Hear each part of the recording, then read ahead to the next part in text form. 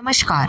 यदि कोई खिलाड़ी अपनी आत्मकथा का नाम गोल रखे तो इस नाम को पढ़कर इतना तो तुरंत समझ आ जाता है कि उसे खेल से कितना प्यार रहा होगा। जी हाँ, वो अमर खिलाड़ी हैं, हॉकी के जादूगर कहे जाने वाले मेजर ध्यानचंद।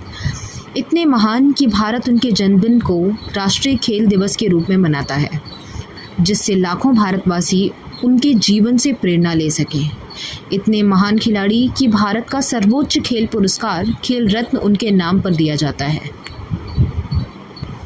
तो आइए इसे पढ़ते हैं और जानते हैं कि कौन थे वो प्रसिद्ध खिलाड़ी। खेल के मैदान में धक्का मुक्की और नोक-झोंक की घटनाएं होती रहती हैं।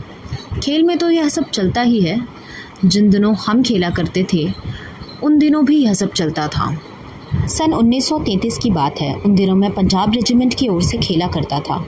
एक दिन पंजाब रेजिमेंट और स्पेंसर्स एंड माइनस टीम के बीच मुकाबला हो रहा था। माइनस टीम के खिलाड़ी मुझसे गेंद छीनने की कोशिश करते थे, लेकिन उनकी हर कोशिश बेकार जाती। इतने में एक खिलाड़ी ने गुस्से में आकर हॉकी स्टिक मेरे सर पर दे मारी। मुझे मैदान से बाहर ले जाया गया। थोड़ी देर बाद मैं पट्टी बांधकर फिर मैदान में आ पहुंचा। आते ही मैंने उस खिलाड़ी की पीठ पर हाथ रखकर कहा, तुम चिंता मत करो, मैं इसका बदला ज़रूर लूँगा। इतना कहते ही वह खिलाड़ी घबरा गया। वह हर समय मुझे ही देखता रहता कि मैं कब उसके सिर पर हॉकी स्टिक मारने वाला हूँ। मैंने एक के बाद एक झटपट 6 गोल कर दिए। खेल खत्म होने के बाद मैंने फिर उस खिलाड़ी की पीठ थपथपाई और कहा, दोस्त, खेल में इतना गुस्सा अच्छा नहीं। मैंने तो अपना बदला ले ही लिया है। अगर तुम मुझे हॉकी नहीं मारते तो शायद मैं तुम्हें 2 ही गोल से हराता। वह खिलाड़ी सचमुच बड़ा शर्मिंदा हुआ। तो देखा आपने मेरा बदला लेने का ढंग। सच मानो, बुरा काम करने वाला आदमी हर समय इस बात से डरता है कि उसके साथ भी बुराई की जाएगी। आज मैं जहाँ भी जाता हूँ, बूढ़े व बच्चे मुझे घेर लेते हैं और मुझसे मेरी सफलता का राज जानना चाहते हैं। मेरे पास सफलता का कोई गुरु मंत्र तो है नहीं। हर किसी से यही कहता कि लगन, साधना और खेल वाली भावना ही सफलता के सबसे बड़े मंत्र हैं। मेरा जन्म सन 1905 में प्रयाग में एक साधारण परिवार में हुआ था। बाद में हम झांसी आकर बस गए। 16 साल की उम्र में मैंने फर्स्ट ब्राह्मण रेजिमेंट में एक साधारण सिपाही के रूप में भर्ती हो गया।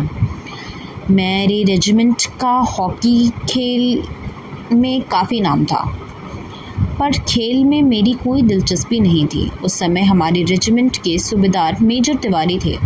वे बार बार मुझे हॉकी खेलने के लिए कहते। हमारी छावनी में हॉकी खेलने का कोई निश्चित समय नहीं था। सैनिक जब चाहे मैदान में आ पहुंच जाते थे और अभ्यास शुरू कर देते थे। उस समय तक तो मैं एक नौसिखिया खिलाड़ी था। जैसे जैसे मेरे खेल में निखार आता गया, वैसे वैसे मुझे तरक्की भी मिलती गई। सन 1936 में बर्लिन ओलंपिक में मुझे कप्तान बनाया गया। उस समय मैं सेना में लॉन्स नायक था। बर्लिन ओलंपिक में मेरे हॉकी खेलने के ढंग से इतना प्रभावित हुए सब कि उन्होंने मुझे कहा कि हॉकी का जादूगर, और यही कहना शुरू कर दिया।